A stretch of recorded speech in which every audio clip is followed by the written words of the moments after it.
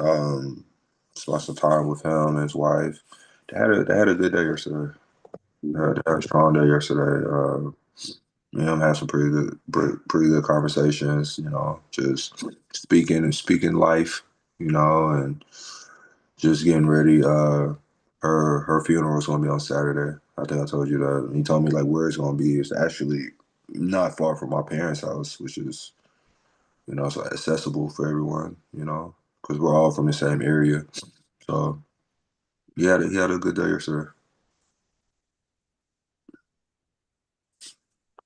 I mean, well, I mean, that's it. This is like a very difficult time. You know what I mean? So, Yeah, yeah. geez.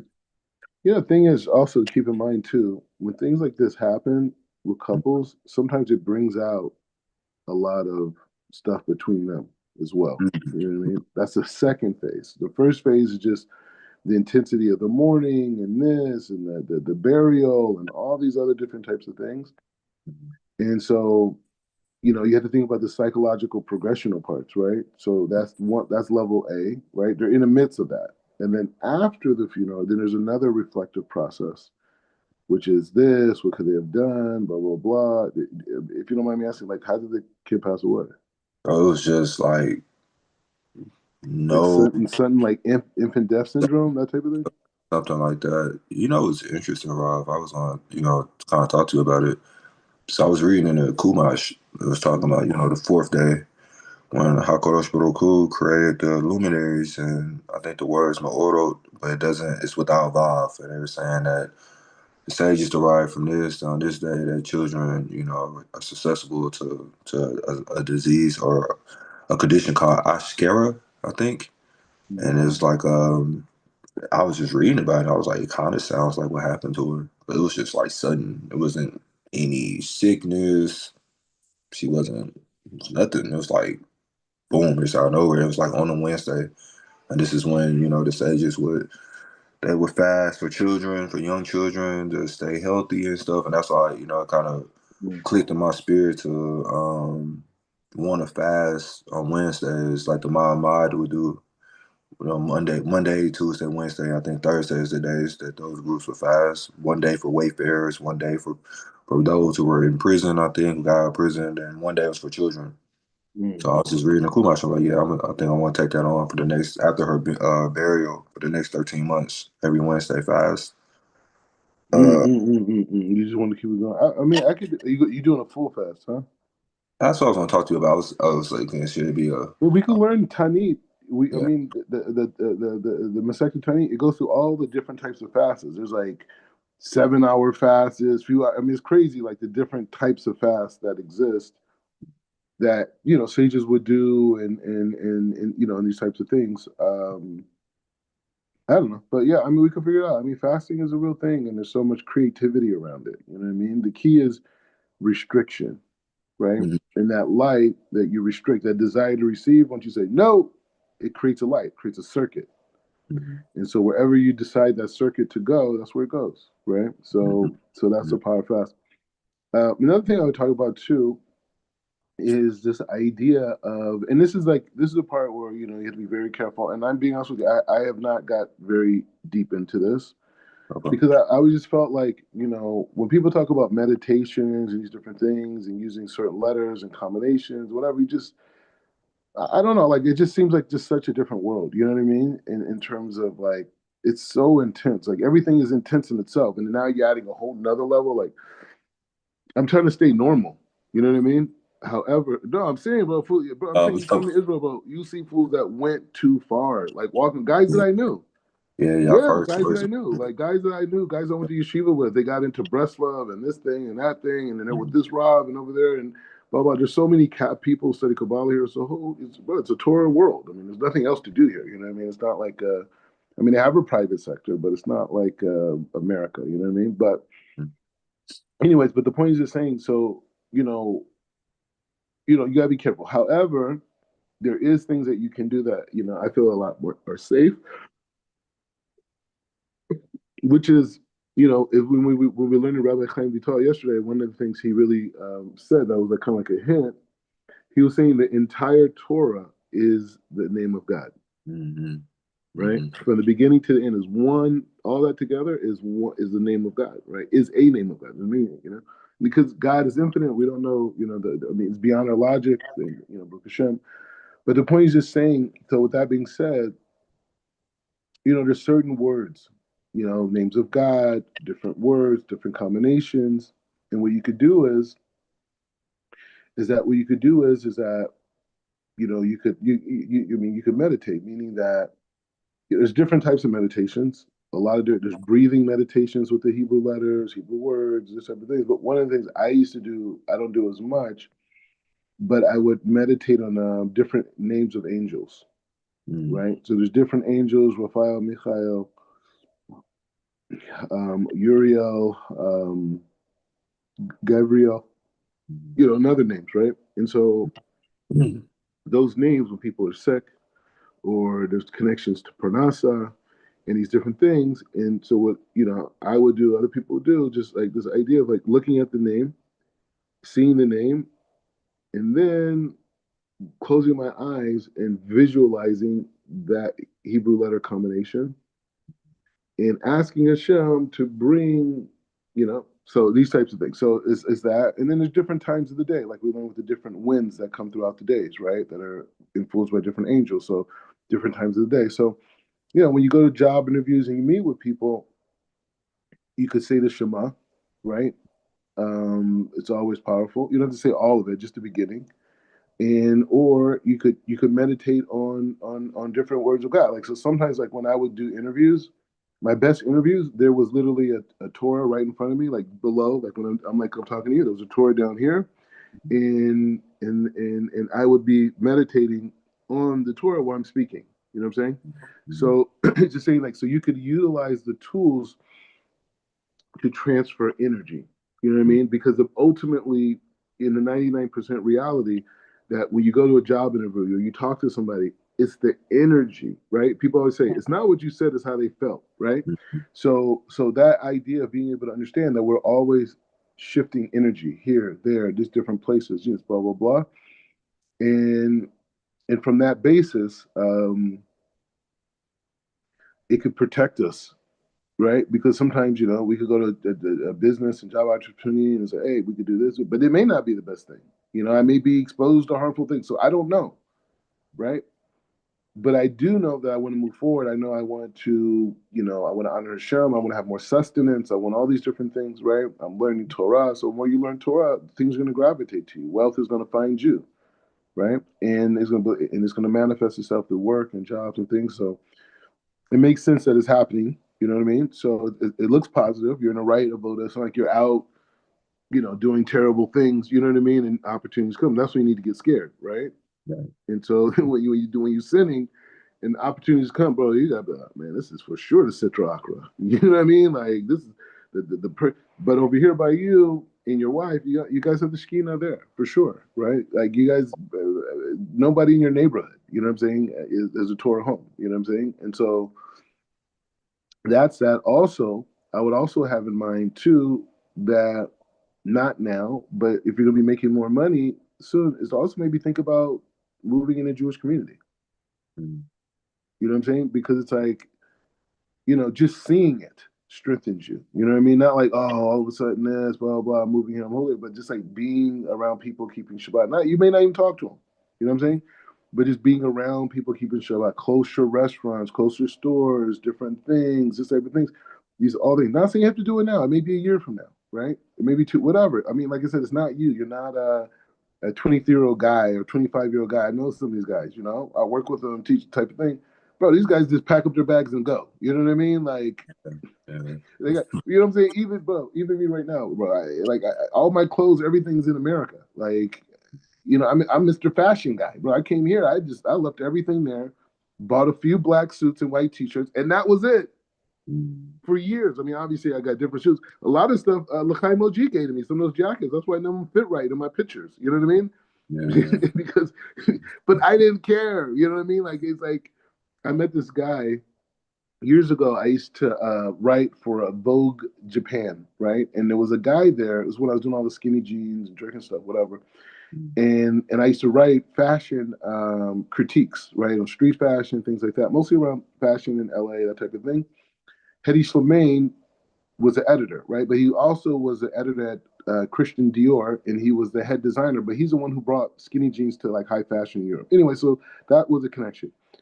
But the point is saying like one of the things he was saying about fashion, right? I'm pretty sure it was him. It may not have been him, but it was so long ago. But I think it could have been him, or at least I credit it to him, or at least that experience. Is that true fashion is reflective of where you're at in life, Mm. right? And there's times in life where you're doing this, times when you're doing that. Sometimes you have this, something like that. So right now, I'm in the grind. You know what I'm saying? I'm just toiling and doing and preparing myself to be an asset, to the world, and not just like intellectually reading a bunch of facts, but like be, becoming that guy, becoming that person in my midot, in my behavior, and my actions, and how I deal with things, and all these types of situations, right? So it's a very important, frame of reference. That we're becoming those guys. You're in the working space, right? There's Mm. huge Sadiqim that are in the working space. You know what I'm saying? So some guys are more in a place of teaching, some guys are more in working, but they're just as important. Different tribes. Some tribes were known for Torah studies. Some tribes were known for making money. You know what I mean? It all works together. But the point is saying is becoming like our Siddiqui, right? And having a different goal in life. I don't want to be Jay-Z. I don't want to be Donald Trump. I don't want to be Elon Musk. I want to be Rabbi Akiva. I want to be this piece. And if you want to go even further, I want to be me. I want to be the true me. It's one of the things, I think it was Rav Zusha or his brother Rav Eli Melech. These are big Hasidic Rebbe's. And they tell a story. I just read the story like right before Shabbat. Right before Shabbat. I think it's pretty sure it's Rav Zusha. Maybe I could bring it up. His yard site was what, yesterday? Huh? I think I saw something. His yard site was yesterday, I think. Baba Sali had a yard site, It was Baba but Sali. Rob Zusha could have one too. I don't know. I mean, Maybe but I it's know Baba Sali had a big one. Everyone went out to. It's like a whole thing. Okay, wait. Let me see if I can find this. like Rob, All why you right. finding it? One of the things that I'm most excited about, two of the things is one, I get to just provide more for my wife, just whatever she wants, just make sure she's good. But two, just like more Zadaka. Yeah. Like I was thinking about that. I was like, I was just thinking about like where I was years ago. Like if I would Mm. have got, more Panasa, it's like, hey, I'm about to go get this, I'm about to buy this, I'm about to but now I'm like, man, I get to get more Zadaka. I'm like, that's a huge, that's pretty big. That's what I'm excited about. How much Zadaka can I get? But when you're excited about that, Hashem just wants to give you more. Mm-hmm. That's it. That's the whole point. Why are Jewish people so successful? They give tzedakah. Mm-hmm. That's it. That's what all the rabbis I've been, shuls, everything, they're telling the guys, their future generation. It says, hey, you want to make a lot of money? Everyone's like, yeah.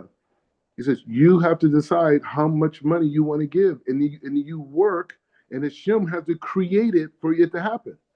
So a guy says, I want to give 100,000 in charity this year. Okay, so he goes out and he's thinking about how he's going to make those millions of dollars so he could make 10% of that could go to charity. And Hashem makes it happen because um, uh, the the the thing is saying that idea, right, is saying that, okay, Hashem, I'm working to serve you. I'm working to do the mitzvah. Obviously, there's a big mitzvah of providing for your wife. That's the main mitzvah. That's number one. Number two is giving charity, right? You have to take care of the home first and then charity, right? And so the point is just saying that when a person says, I want to give tzedakah, they're not saying, oh, I want to do a nice act. That's by the goyim, right? The goyim think like, oh, I did a charitable act, this, blah, blah, blah. No, the only reason why Hashem gives us money, to give us the opportunity to do the mitzvah of tzedakah. Like Club HaYasher says, that's what's in front of your casket. Mm-hmm.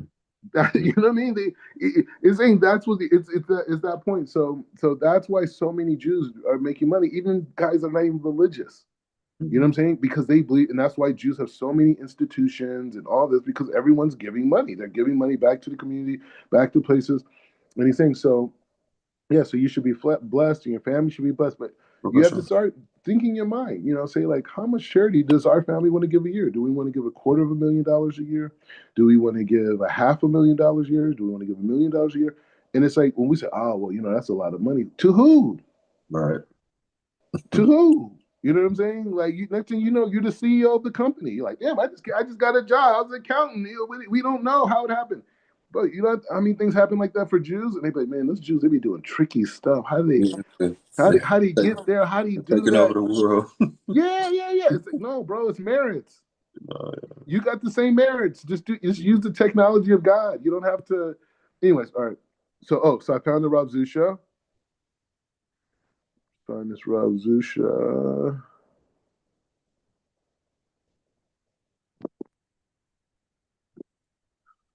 Okay, hold on. Okay. Okay, so it's happened. So, like, first of all, who's Rav Zusha? Number one, who's Rav Zusha? It's a big story. The Hasidim do an amazing job at telling stories, right? The Hasidim do an amazing job at telling stories, right? So the thing is, the Hasidim, it's just so many stories. I mean, like if you ever get a chance, you have free time, you Google like Hasidic stories, you'll just see amazing things. So Rav Zusha and Rabbi Eli Melech were students of the Maggid Dov Ber. And Baal Shem Tov, who's the founder of the Hasidic movement, Hasidut, the whole thing comes from Baal Shem Tov. He was able to reach extremely high levels, and he was able to articulate those levels with his student Rabbi. I think it was Rabbi Yitzhak Yosef. I think it was Yitzhak Yosef. Toda Yosef. Yeah, I'm pretty sure. I think his name was Yitzhak Yosef, but he he um, he was the Baal Shem Tov students, and he kind of wrote down everything that the Baal Shem Tov did, because he would have these like translucent experience, like high levels of Haruch Kodesh, like these very high levels. And so, towards the end of his life, all the students were around, and they were worried, and they were saying, he said, Rob, once you leave this world, who's going to be, who's going to sustain the world? We're not worthy. We're not that level. And he says, don't worry, there's a bear in the field. And so they didn't understand it. And so later came a guy by the name of Maggid Dov Ber. And so a Maggid was basically like back in the day, like a rabbi in a community. He only answered halakhic questions. Like back in the day. What you see now is, what you see now is interesting. We're going in a different direction a little bit in the share, but hey, this is important. Um, a rabbi would just answer questions on kashrut, snida, these types of things. That's all a rabbi did. A maggid is more like what you see me doing, going around giving shir, being inspirational, having stories. There's arousing the people, giving this. So that's what the maggid. He was a tremendous, tremendous teacher, the maggid Dov Ber. You can look him up. Just Dov Ber. Well, there's a lot of different Dov Ber, but just the maggid. You'll see the maggid Dov Ber. So the maggid Dov Ber meets Rav Zusha, who we're about to read about. Rav Zusha's brother was Rav Eli Melech, right? They were humongous, humongous, humongous scholars. So they meet Maggid Dov Ber. And so with Maggid Dov Ber in Chassidut in general, what they did was blend the Kabbalah, the Halacha, the basically, I would say, in my opinion, okay, someone could disagree with me who's like, that's their thing is Chassidut. But to me, they allow people to take spirituality down to the personality level, meaning that there's the ethnic level, there's the national level, there's you could say there's a personal level, and then there's personality, right?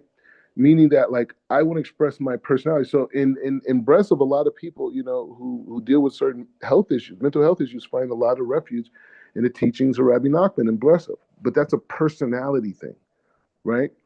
And or say you have the Chabad, right? Which they're all these are all in the frame of Baal Shem Tov. Chabad, their thing is like it's also personality, but it's more from the frame of the teachings of the Rebbe and that lineage of Chabad rabbis, and being able to find your place within Chassidut. Within the teachings of the Rebbe, you should be able to find yourself. That's their understanding. And I spend a lot of time with Chabad people for this reason, right? Like tonight, I think I'm even going to go by class. It's a Chabad shir.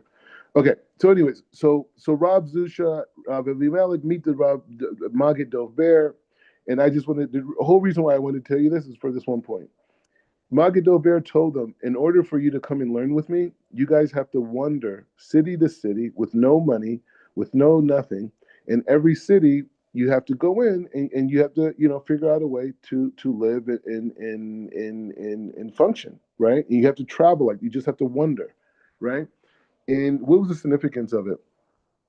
Basically, he was showing them that God is going to provide regardless, right? So, anyways, this is an interesting thing. So, all right, okay, so this is the thing. So, Rav Zusha, this is the end of his life. Rav Zusha of Hadpil, I don't know the name of this place, was lying on his deathbed, surrounded by his Hasidim. He began to he softly weep. His students began to cry through their tears. They began to cry, and through their tears, they called out, Rav Zusha, why do you weep? This is their teacher. He's on his deathbed. This is the end. And he says, what are you worried? He says, are you worried about your create? You're about to meet your creator and be welcomed home into Shemayim as the Siddiqim, the righteous people, right? And he said, the old frail Rebbe slowly shook his head. My Hasidim, I fear what the heavenly courts will ask me. He whispered gently. The man surrounding the bed rocked back and forth in puzzlement. What could you possibly fear? Our great holy leader. They questioned him. He replied, I fear not that the court will ask me, why did I not manage to become Abraham or Yaakov or Moshe, or for who could reach the level of the forefathers? He says, I'm not worried about if I reach the level of Abraham, Isaac, and Yaakov. Okay, they're supernatural. They were moving planets and universes. And he says, but I fear that they will ask me a much harder question. What will I answer if they ask me, Rav Zusha, why did you not become a Zusha? So we're going to go a little bit further in this. But the point is he's saying like he's scared. He has students. He's written books, Torah, the whole thing. But at the end of his life, he's questioning, was I really me? Was I really me? Or was I someone else? So they ask like this, to ponder the question. He says, what do you think the message of this story is? How can we find out our true potential? What do you think our potential is? I don't want to go so much into this because we're going to go, it's a whole thing and I don't want to do it. But he's starting with Lech Lecha. But I wanted to bring that. We can come back to it another time because we have a whole thing we're doing today. But the point is to say that this is the question that the greatest of the greatest were asking themselves. Who am I supposed to become? What am I supposed to do in this lifetime? Okay, Torah mitzvot, 100%. But what does that mean for me? Right? The sages talk about that with Yitzhak. They say, you know what? Yitzhak's prayers were answered before Rebecca when it came to children. Why? He said, because Rebecca, she came from darkness. She was in Laban's house. That's her brother. So when Eliezer comes, she gets up and leaves. She saw light. She got out. But he said, but by Yitzhak, his issue is that he grew up with only greatness. His mother was Sarah Menu. The candles never went out when she lit them. Abraham is destroying world wars with sand. The Midrashim says when he went to war, he just had sand in his hand. He was picking up sand, throwing it, and it was turning into blades and spears. Avatar stuff, man. Yeah, written thousands of years ago. No, and so the point is, why do you think Jews were such great writers in Hollywood? You know what I'm saying? And so the point is just saying that that dynamic of that dynamic of who am I and what am I here for and what is my potential, it should be on the front of our minds all the time, right? And we're not here to be like anyone else. That's why I said I'm not here to be like Donald Trump, these people. And it says, and I'm not here to be like Rabbi Kiva. You know what I'm saying? I'm here to be like the person I was supposed to become, which is different than every person that ever will exist on planet Earth. And that's it. You know what I'm saying? So, anyways, that being said, hold on, this goes with HaYasher, but okay. Yeah, but Rav Zusha, Hasidic story, it was a book, I used to teach it, called Hasidic Masters. Mm.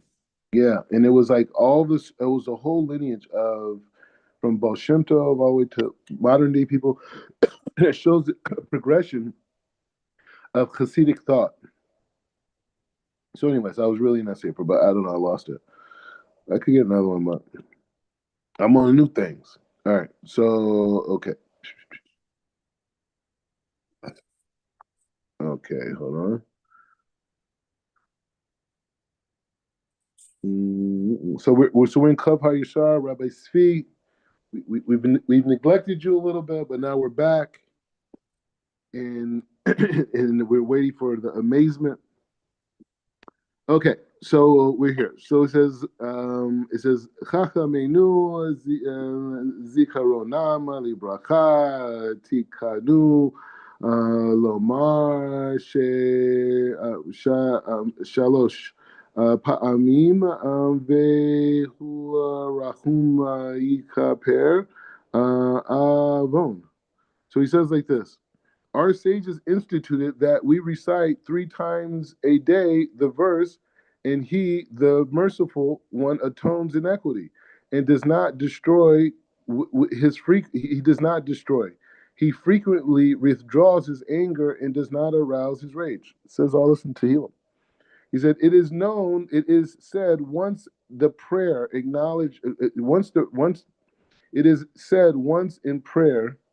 Acknowledge Hashem, call upon his name once and a redeemer will come to Zion.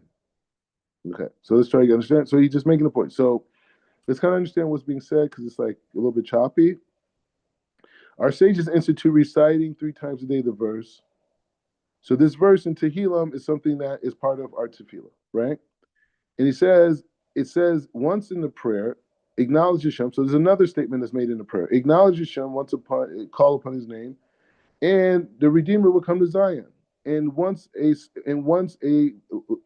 at the beginning of the evening service, the reason for this is the following.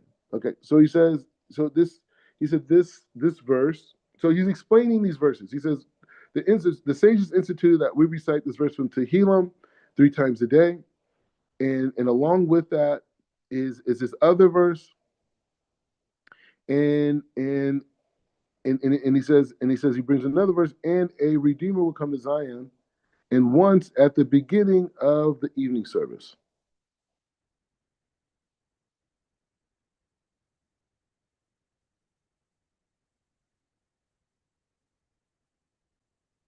The reason for this is the following. In this verse, there are 13 words corresponding to the 13 divine attributes of mercy, and three times 30 is 39. Okay. So the verses here have 13 words corresponding to 13 attributes. Okay, very nice. In 3 times, if we say 3 times, it's 30. So he's saying that the verse that he just said has 13 words. And if we're saying it 3 times a day, that's it. He says that is at 3 times, 3 times 13 is 39, right? He says, so now each day the evil impulses overwhelms a person so that it is only the greatest difficulty that he may be able to avoid committing sins, carrying the penalty of the 39 lashes. Thus, the recitation of this verse is a way of requesting the Holy One, blessed be He, to grant atonement for a person's sins. This is very big. As if as if he had actually received the lashes in order that he will not be destroyed on account of it. For equities provoke the destructive forces called anger and wrath. It was these that brought incitement against Israel continuously while they were in Egypt, so that the Holy One, blessed be He, through His graciousness and compassion, only revealed Himself to save them in the merit of the patriarchs. This is what's going on now. We're doing this in the Parsha in Beis Shalach. He says, when he did not receive, when he did not reveal himself, it was in the form of the three divine names. Eya, I will be a Yud Hey, Yud Hey, okay, Tetragrammaton, and Adoni, right? He says the Lord. He says the sum of the numerical value of these is is 112, which is equal to that of the acronym of what is this? Yeah, Aninu Bayom Kitzur. And he says, and I will. It's easy for me to read this stuff because they're writing it in like in Ashkenazi pronunciation. So I have to. So he's saying, okay. So he says, here's the acronym. And what does the acronym mean? He will answer us on the day that we call out. Right? He says this in Tikkun Zohar. He says, for this reason, we after we recite the verse, and He is merciful, we then recite the verse. Hashem will save, and the King will answer us on that day. On that day, we call out. All right, we're seeing the symmetry. Whatever. We're in it. He says, Uvi hayot ki gadola chocha anaina malakuta she'ina matsilima mishalima vetasa kalalot. So he says, lashes are of tremendous benefit and can save a person from 39 curses, which the primordial snake was cursed. The acronym the acronym for 39 is Lot, which means curse. So Lot actually means the word Lot. Sarah's brother. It's interesting. In fact, they transform these curses into dew, tal, of blessings. Tal is comprised of the same letters as Lot in reverse. The dew drips down at a specific time upon the heads of those who desire to cling to the awe of Hashem, awakening them to the ways of awe.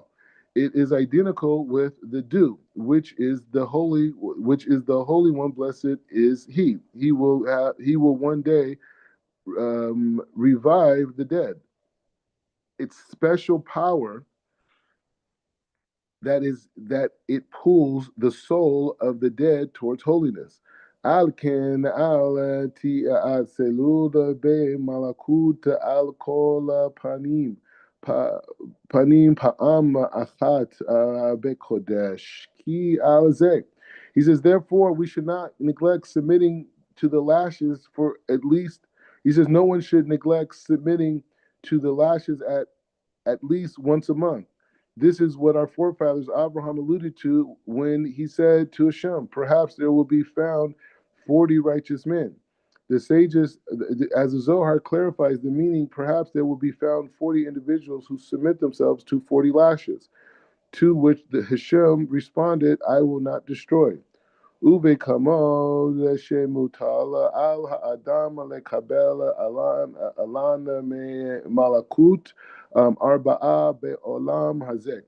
So he says, in the same way that a person must submit to lashes in this world in order that he will not be subjected to them in the next world, so too are their transgressions on account in which the sages say that one is put into a under a ban. This is actually this actually means that he is worthy of being placed under a ban, and that he is not placed under one by the earthly courts, then he will be placed under one by the heavenly courts. It is a very serious matter for a person to be placed under this ban on high. For all the while that he is under the ban, his prayers are not heard, and his soul is compelled to wander back and forth to of the holy partitions. he also forfeits the protection of the guardian of Israel. Then, when he is on the road or on any other place of danger, he may easily come to harm, for he resembles completely the discarded object over the heavens, has removed its supervision. And if his wife conceives while he's under this ban, the child may fall into the category of those who willfully transgressed and rebelled against the laws of our God. Be'im can meet shehu chama. Just really quick. So it's an interesting point, right? I know a guy. He's a good friend of mine, and I spent a lot of time with him and Shiva, the whole thing.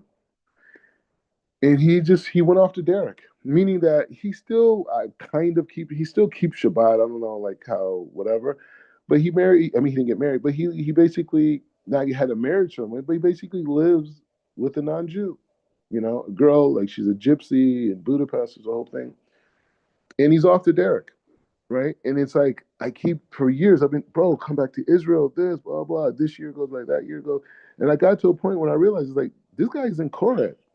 Hashem doesn't want him here. You know what I mean? Like he's not a guy who comes to Israel that doesn't know anything or has some psychological problem or has some dysfunction. That he has some dysfunction that he comes to Israel, he has problems. No, this guy's an upright guy who knows how to learn, who speaks the language, and he's chose to disregard. Now he has his own personal reason, his own personal issues, but that person is cut off from God, and that's what he's talking about, right? And I hate to say that about a friend of mine, but that's where it's at, and it doesn't matter, and he doesn't even get it. It's like he's a zombie. He says, therefore, whoever is very wise and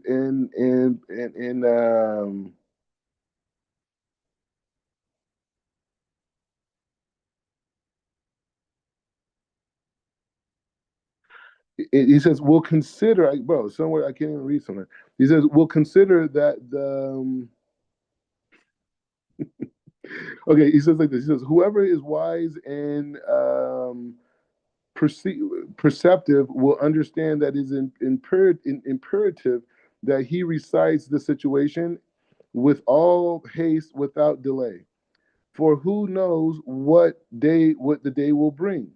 Therefore, perhaps he will die suddenly, and his soul will be unable to return to the place from which it has escaped. His soul will return from where it came from, but will be given over to the cruel destruction of the damaging spirits. We learned about these damaging spirits. Lazeh he says, Ech Tov, Ekstov, Hatikun Ka'enama, Shematsati Ketuv Baki Teve. So he says like this. So the Aruch. So he says, and therefore I will write the following plan of rectification found amongst the writings of the Aruch. Wow. Okay, so this is it, bro. Buckle up. This is spiritual technology. This is how we remove any judgment, atonement from the Arizal. Okay. First, he must select a day on which to set aside all affairs and conduct himself in a manner. Let him choose a suitable place. So he says, first step is you have to choose a particular day where you're not doing anything. You got to set aside all matters. Let him choose a suitable place in his house and sit there as one under a band. So you know what's funny about this? So we know that there's four cardinal punishments for severe sins, right? You got the decapitation, you got stoning to death, you got strangulation, you got pouring hot lead, right? So it's an interesting thing. So Chief Rabbi Pinchas has a tradition that before Yom Kippur we act all these things out, right? We like I have a video of it on my YouTube. I mean, not my YouTube, on my Instagram, right? Because they just videotaped us doing it one year, right, in the old city of Jerusalem. And so it got online, it got viral, and people are like, "What are you doing? Why are you in chains? And why is this guy putting a knife close to your throat? This, blah blah blah blah blah. You should be embarrassed of yourself." And I'm like, at the time, bro, I was like one of the greatest things I've ever done, because God willing, I feel that fear by acting out those things that I will have the yira the next day to be able to be like, hey, I have to atone. This is a real thing. It's not like this isn't sci-fi, right? This isn't Avatar, right? This is real life. So he says, so find a place where you can conduct yourself. He said, choose a suitable place and pretend that you're in a band, right? You remember back in the day, our parents would put us on punishment. That's what this is. Go over there, you're in punishment. You're in a band. So he's saying, act that out. And he says, I hear, and he says, and recite this. Okay, so he gave us 3 steps: pick a time, a place in a house, pick a day, a place in a house, and recite. I am hereby sitting here in order to accept upon myself a rebuke and a ban because I have been condemned by the heavenly courts of my sin, inequities and transitions by which I have sinned, acted incontinuously, I guess, and transgressed. I am, I am despised form. I have occurred with such guilt on account of your Torah. I have behaved treacherously with regard to your awe. I have blemished. I have blemished your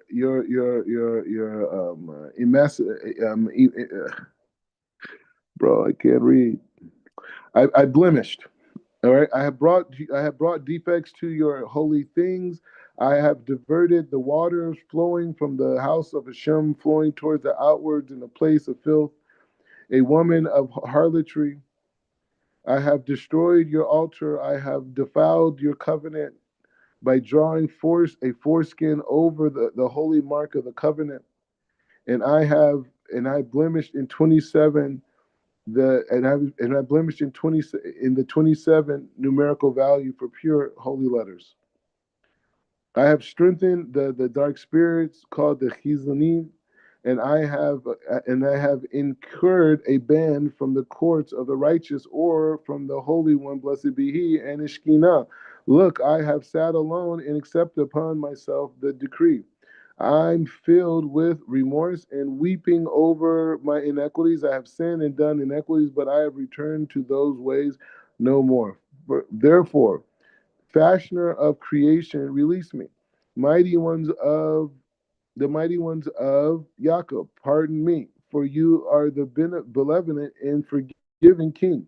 Help me be among those who return to you every day with a whole heart, and do not recall my sins no longer. Amen. So if you ever want to do that, you come back to HaYasher and you sit there and you do this. Now, I don't know if he says how long it needs to be, right? So we'll see. But either way, I guess long enough to at least say this at this point. Vehine meharia leha siga lecha Yehuda Agadol Venora. So he says, and I said, I would really like to present here a great and awesome formula for unifying the divine names. However, since not all minds are on the same level, especially since our understanding has declined, I am concerned lest the reader avert the order of things and cause further harm rather than rectification. Therefore, I will present a brief prayer instead, and may the one who examines hearts accept it with favor. Okay, so here's another prayer. So there's a prayer of you. He said, by this prayer, you could unify it, and he says he's doing it in a way that you won't cause damage. See, that's what I was saying earlier about the meditation. You got to be very careful in a very pure place, right? Master of the universe. That's why I just said, that's a lighter one. But there's literally meditations that I know that I personally don't even do, like different yichudim, different things. And it's like, I just thinking about it right now, it's very intense. He said, it is openly known to you that's why people have problem with people practicing Kabbalah, right? So it's not like reading, like, right, we could read the Ari's words. Okay, right. I mean, now that even is concealed, right?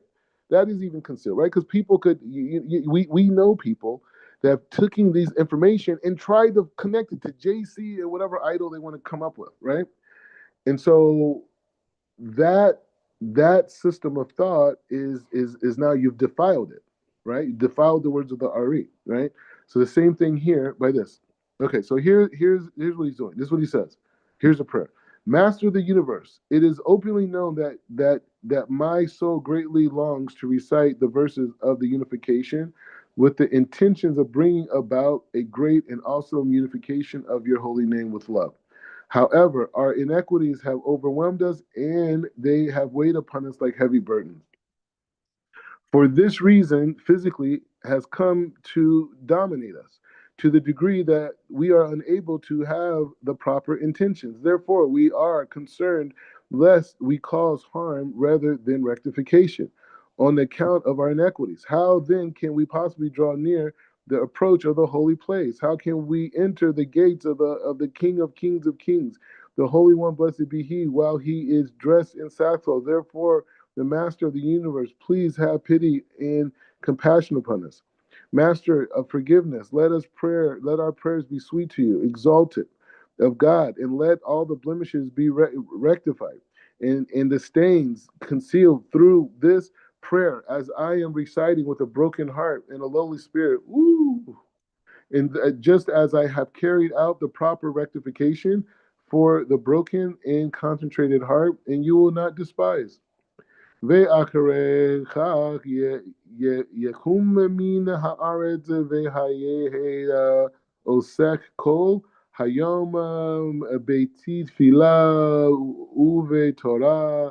So he says, afterwards, let him arise from the floor and spend the rest of the day engrossed in prayer and Torah study. Then the heavens will have mercy upon him and remove from him the punishment of ban imposed upon him of the heavenly courts, provided that he is not subject to the ban by the earthly court as well. If he conducts himself as I have outlined, let him feel confident and assured that he will return and he that be assured that, as it says in Yeshayahu, he will return and heal him. He says, now I will dedicate a chapter especially to the question of transgressions are subject to ban. Correct. Okay, so we'll stop there on this point. Okay. Thoughts, reflections. More technology, basically. Yeah, yeah, more technology, more. Um, we have to understand, kind of like we were reading, in which safer was it? I think what wasn't copy. I was sure it might have been Missy Yasharim. I was saying that your spiritual organs, you have these spiritual sinews, these spiritual organs, and when you do Avera, you're blocking that. It's like you're blocking a pipe. You're blocking that sustenance for the spirit. And like here, when you have Averas, when you stumble, you are causing blemishes, not only in yourself, but in the divine names of Hashem. You know what I mean? These are things that must be rectified. These are things that you have to rectify. These are things you get the opportunity to rectify, really. You know what I mean? You get the opportunity of teshuva to return to the hay, to return to that breath, to return to that ruach. So, interestingly enough, like we were talking about this yesterday, how we were gonna meditate on divine names, and boom, here we are. Like this is being brought out about the divine names and unifications. When it's talking Oh, about yeah, it's true. Yeah. let's talk about your bulk. That's in Better Sheets. That's the river that Yaakov crossed over. It has the same gematria of 112. So I'm curious about that now. Kind of want to look at that today. Mm. Like, where does that tie in? Because that's very interesting. Mm. Yeah. Uh, So this is also a very good thing too for when you have students, right, that have committed transgressions and they're worried and this. Now you have a system from Club HaYasher where you could send them give them step by step. You don't have to send them the thing, but you can send them step by step. Pick a day, pick a part of the room, and put yourself on punishment. mm-hmm. While you put yourself on punishment, you read this verse, right? And at the end of that verse, you say these verses. And then after you say these verses, the rest of the day into sunset, you learn and you do tefillah. And at the end of that, you'll be fine. So that's the key thing, is that these are tools for people. For us, God forbid we ever need such a thing. But in general, these are the things that you would be able to help people with that come to you to say, like, man, how do I get myself back on the derrick? How do I eventually I hope this guy will turn himself around. You know what I mean? But these are the types of things he has a lot of stuff that he got to deal with when he comes back. But once he decides to do it, Hashem's gonna heal him. All right. So let's man, high level. Okay. So we're here. Hold on one second. Hey, 42. Robert, Okay, go ahead. so we're Go ahead. getting ready. We're now in the month of Shvat, Mm, and we are getting closer and closer to Purim, right? mm, And the closer we get to Purim, the closer we're getting to a light that the sages say when Mashiach reveals himself, all the holidays are going to be gone except for Purim. mm, And that's how high the light of Purim is, right? mm, And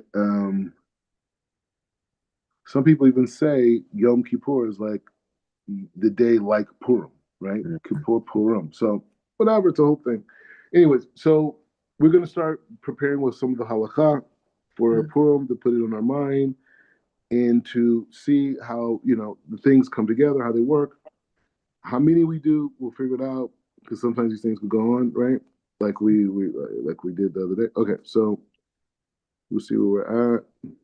Because you have sometimes in yeshiva we would only learn a couple of halachot. You know what I mean? Like we wouldn't go through all of it per section. We would learn a couple and come back. All right. Okay. So Kitzur Shulchan Aruch. Chayav. Oh, sorry. Chayav kol ha'adam לשלוחה, לשלוחה לכל ההפקות לאדם אחד, שני המתנות. Okay, on Purim, everyone is required to send no less than two gifts to one person, as if it is written, the sending the gifts of food to another. Says that, which implies two gifts for one person. The more gifts you send to your friend, the more praiseworthy you are.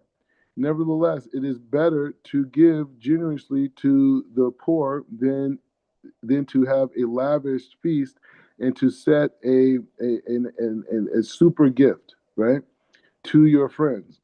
For there's no greater joy and more glorious joy before the Holy One, blessed be He, than to gladden the heart of the poor, the orphans, and the widows. Whoever gladdens the heart of these unfortunate is compared to the divine presence. It says in that. So on this day, you giving this whole thing. It's a humongous concept. It's huge. On that day when you give, he just said like give this shulchan aruch. He said when you give on this day, it's like you are the Shekhinah. This is very big stuff. It's not even Kabbalah, right? He says, Lo nikare manot ella. So the term mishalach, like manot, like gifts, right? So this is the idea. The term implies only food that is ready to eat without preparation by receipt, such as uncooked meat or fish does not, but not if it's uncooked. You should cook the meat, I mean, such as cooked meat or fish, but not if it's uncooked meat. So when you give, if you want to give food to a person, these types of things, it has to be something that they can immediately eat. They could eat it on Purim on that day. So they manifest that mitzvah of that, right? Or at least some of it. Candy, fruits, wine, meal, and meads are similar, delicate, and acceptable. So what I would normally do they have these packages. They have like chips and candies and this, and they already have it put together. So I would just buy those, and I would give it to people, right? And this is another big thing, you know what I mean? So kol adam afilo anin sheba Israel ham makabel hasadacha. So he says everybody, even the poorest in Israel, who is a recipient of charity, is required to give at least two gifts to two poor persons.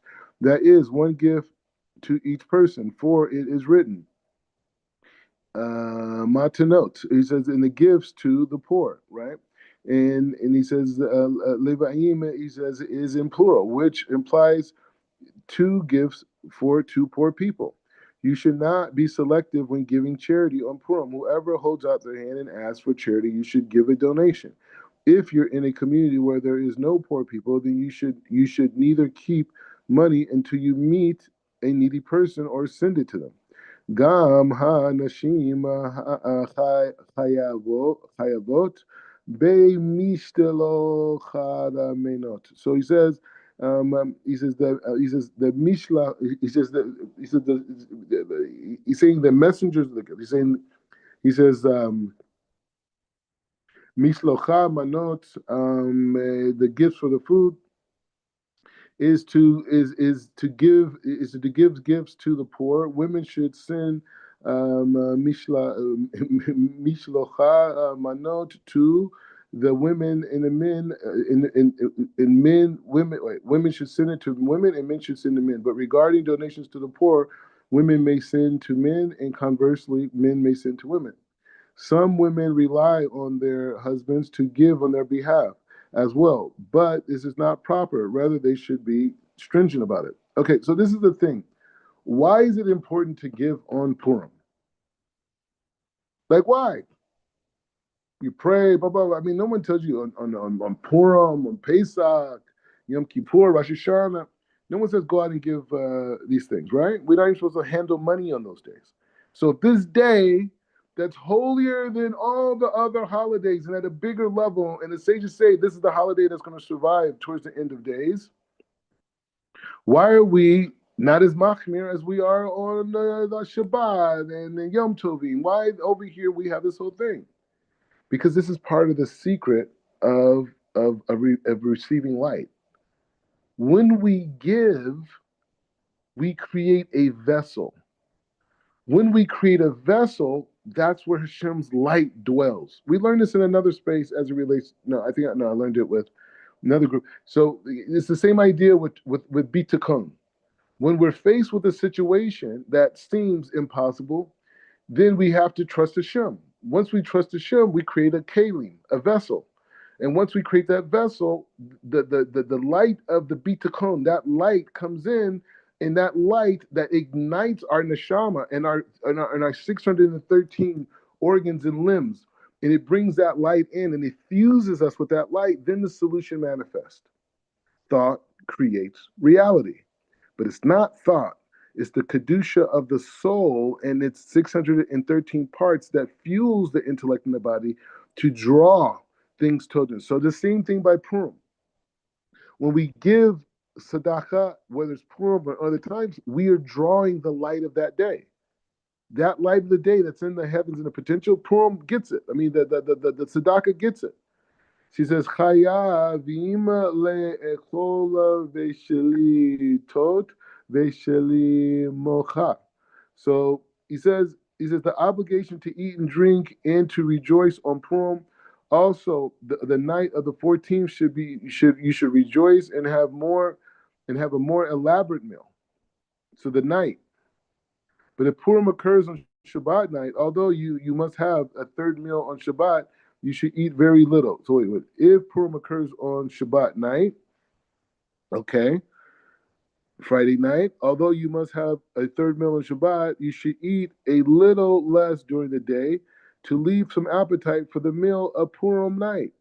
Nevertheless, by having the meal at night, you have not fulfilled the mitzvah of Sudat Purim, the Purim feast. For the mitzvah, if you have the main Purim feast during the daytime, for it is written, the days of feasting. You should light candles as you do on a joyous occasion and Yom Tov, even when the meal is held in the daytime. Also, on the night of the 15th, you should celebrate a little, giving gifts to the poor and sending. It says, see, you see how it's messing me up because like right here it says it's matanot. It's like it's a gift, right?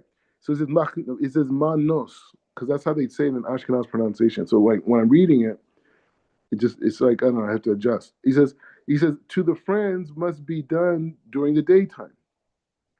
He says since people are very busy preparing for delivering the gifts, part of the Purim Suda may extend into the night. You should pray mincha while it is still the middle of the day and have the Suda after mincha. At any rate, you should have the greater part of the Suda while it is still day. When Purim occurs on Erev Shabbos, you should have the Suda in the morning, out of respect for Shabbat. It is it's commendable to devote some time to Torah study before the beginning of the Suda. This is based on the verse, the Jew had light. And the rabbis expound light means Torah. Some authorities say that you should eat different kinds of seeds on Purim to commemorate the seeds Daniel and his friends ate in Babylon, and also to remember the seeds of that Esther ate. For the Talmud says in the Megillah, as it's written, he favored her and her maids with preferential treatment. This means he gave them seeds for her food. For the law of okay, so he's going to that. So he's saying kevan shekol hanes haya al yedei chayin. So he says, since the entire miracle of Purim was brought through wine, Vashti was banished at the wine party. Esther took her place. The episode of Haman's downfall came through wine. Therefore, our rabbis of blessed memory mandated that everyone should become intoxicated with wine. And they should, not everyone holds this way, by the way, and they should say it is the obligation to become intoxicated on Purim until you cannot tell the difference between the curse of Haman and blessed be Mordecai. And at least you should drink more than you usually do to recall the great miracle until you fall asleep. And once you are asleep, you can no longer tell the difference between the curse of Haman and the curse of Mordecai. So some people get really drunk. Rabbi Pinchas doesn't believe. Chief Rabbi Pinchas doesn't do that. I don't do that. Um, he has the Arizal has different ways to connect, like so many sips of small amounts and this and meditations, and it's more about dancing and being in a place of simcha and these things, this type of thing. And so, what is this idea of not knowing the difference between Haman and Mordechai, right? And I'm going to save a lot of time of learning and shirim to get to this place of understanding. Not knowing the difference between the curse of Haman and the blessing of Mordechai is being so clear that everything comes from Hashem. What looks like a curse, it's not a curse. I'm a Jew. I'm a Jew. Maybe I made a mistake. Okay, I do tshuva. But it's not a curse. It's something that Hashem is awakening, knocking on my door, saying, hey, you got to fix this. The blessing. I'm always blessed. It's not just with Mordecai blessed. I'm blessed. Now, Mordecai may have revealed the fact that I'm blessed, but I'm always blessed. So there's no separation in my life. And that's what we're trying to get to. Some people wear costumes. Maybe he talks about that here. But the costume is there for what?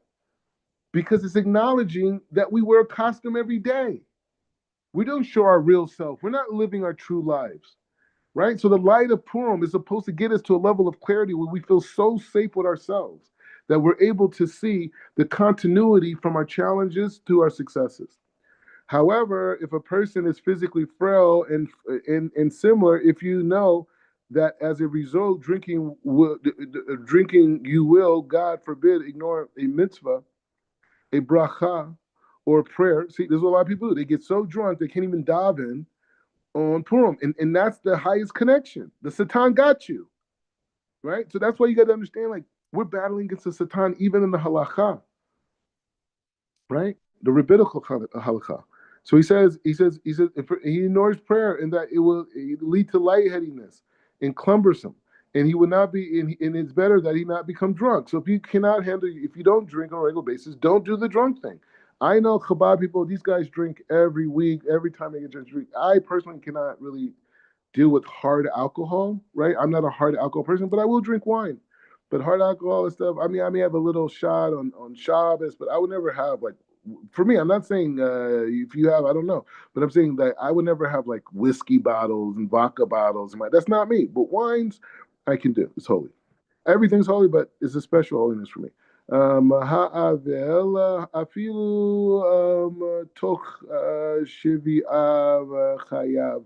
So he says, in a mourner during the week of during the week of Shiva, like when a person like your friend right now, right? They're in that week of mourning is required to give gifts to the poor and to send Mashal Machnonis to his friends.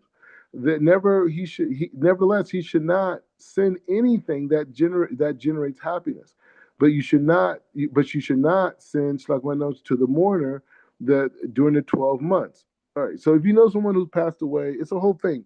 When a person's family passed away, the 7 days they're sitting Shiva, right? It's a whole thing, it's a whole process. They're sitting down on the ground, it's a whole big thing. Saying certain prayers.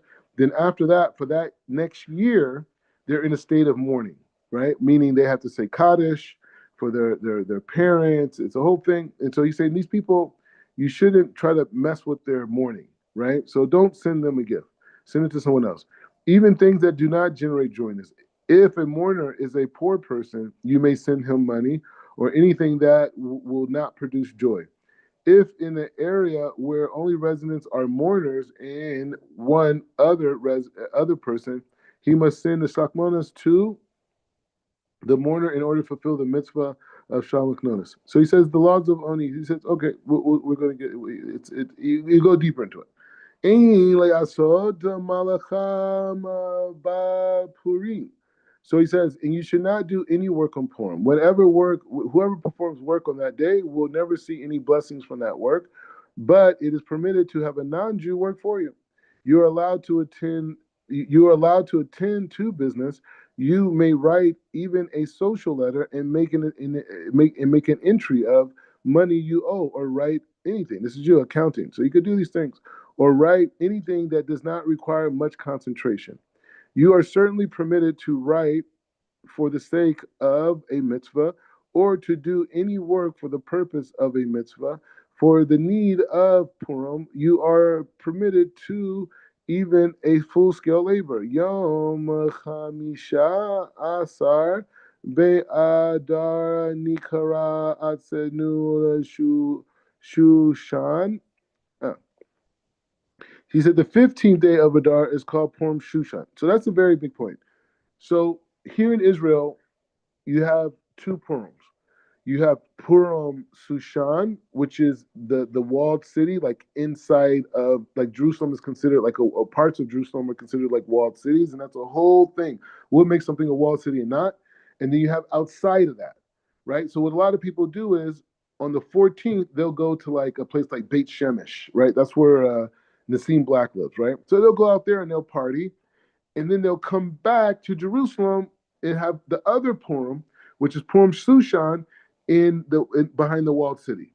He says we do not say Takanun on that day, or any of the tshuva based tefillah. On this day, it is forbidden to deliver a eulogy or to fast. It is custom to celebrate on that day by feasting and rejoicing in moderation, but we do not say ala nisim. And weddings may be performed because Purim is not read on Sushan, because the Megillah is not read on Sushan Purim. However, on Purim, when the Megillah is read, it is paramount time of joy. Weddings should not be held because we do not want to merge the joy of the event with the joy of another. Yom Arba'am Asar Ve'chamisha Asar. On the 14th and the 15th day of Adar, a leap year, likewise, we do not say Takanun. These are the different points in Tefillah. It is forbidden to deliver eulogies. I don't know why I'm saying this again on these days, and on the 14th, our meal should be a little bit more elaborate. Okay. And we could review that, and it's going to go further. Go somewhere else. Okay, so let's go back where we're holding at. Okay. All right, let's just some insight on Purim. Just starting to think about it. We haven't studied the fast of Purim. We haven't really talked so much about the story. the storyline and the event. We'll get there. We got time, but we're breaking the ice, and the ice that we're breaking is knowing that we got to start thinking about it. That's it. We just got to start thinking about it. Anyways, about the same time tomorrow. Let me think. Same tomorrow. What's tomorrow? Wednesday. Mhm. So tomorrow we do a little bit shorter because I have all these. I have classes after that, right? Because Wednesday's always a little bit shorter. We always do Wednesday a little bit shorter. So tomorrow, Do you want we'll to get on? figure. What are you gonna say? Do you want to get on earlier tomorrow? Yeah, if we do earlier, we could do. Yeah, we could do a full session. Okay. So if you want to do 13 o'clock, we could do 13 o'clock, and that'll give us more than enough time. It's Okay. only an hour before we start. You usually send a message around 12ish. Yeah, might be up. Yeah, so you be up. So it's just basically like 30 minutes after you send a message. Okay. All right. Baruch atah Adonai le'olam, amen ve'amen.